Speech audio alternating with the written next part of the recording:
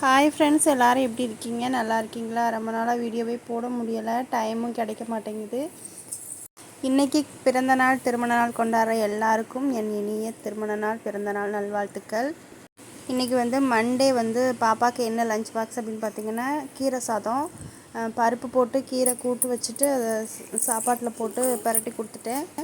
வீட்டில் கொடுத்தா சாப்பிட்றதே கிடையாது. உப்பு அதிகமாக இருக்குது, உப்பு கம்மியாக இருக்குது, அதுக்கு என்னென்னமோ குறையெல்லாம் சொல்லுவாங்க. இதே ஸ்கூலில் கொடுத்து விட்டுட்டா எப்படியாவது சாப்பிட்டு வந்துடுவாங்க. மேம் எப்படியாவது சாப்பிட வச்சுருவாங்க. அதுக்கு சைடிஷ் பார்த்திங்கன்னா உருளைக்கிழங்கு தான் வச்சுருந்தேன். ஃபஸ்ட்டு தயிர் சாதம் கொடுக்கலாம் அப்படின்னு நினச்சி தான் உருளைக்கிழங்கு வச்சேன். அதுக்கப்புறம் தான் சரி கீரை இருந்துச்சு, சரி ஓகே அதையே பண்ணி கொடுத்துடலாம்.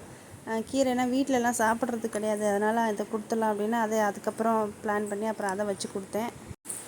அதுக்கப்புறம் ஸ்நாக்ஸுக்கு பார்த்திங்கன்னா கொய்யாப்பழம் தான் வச்சு கொடுத்தேன். கொய்யாப்பழம்னா போதும், எவ்வளோ வேணாலும் சாப்பிட்ருவாங்க.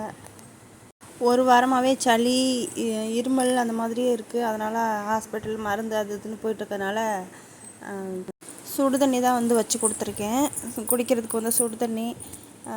இதுதான் லஞ்ச் பாக்ஸு. கீரை சாதம், உருளைக்கிழங்கு, அப்புறம் ஸ்நாக்ஸுக்கு கொய்யாப்பழம், சுடு தண்ணி, இது எல்லாமே வச்சு கொடுத்து அனுப்பியாச்சு. நேற்று என்னோடய மாமாவுக்கு இறந்த நாள், 4வது வருஷம். மாமனார் அப்படின்னு சொல்கிறத விட ஒரு அப்பா அப்படின்னு சொல்லலாம். எனக்கு எல்லா விதத்துலேயுமே எனக்கு ஒரு ஹெல்ப்ஃபுல்லாக இருப்பாங்க, சப்போர்ட்டாக இருப்பாங்க. அவங்கள அவ்வளோ சீக்கிரத்தில் இழந்தது ரொம்பவே கஷ்டமாக இருக்குது. இது 4வது வருஷம் ஆயிடுச்சு.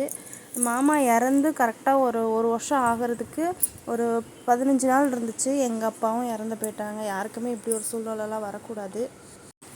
எங்கள் அப்பாவாக இருக்கட்டும், எங்கள் மாமாவாக இருக்கட்டும், 2 பேர் தான் எங்களுக்கு ஃபுல் அண்ட் ஃபுல் சப்போர்ட்டே. அவங்க 2 பேருமே அடுத்தடுத்து போனது ரொம்பவே ஒரு பெரிய அடியாகவே இருந்துச்சு எங்களுக்கு.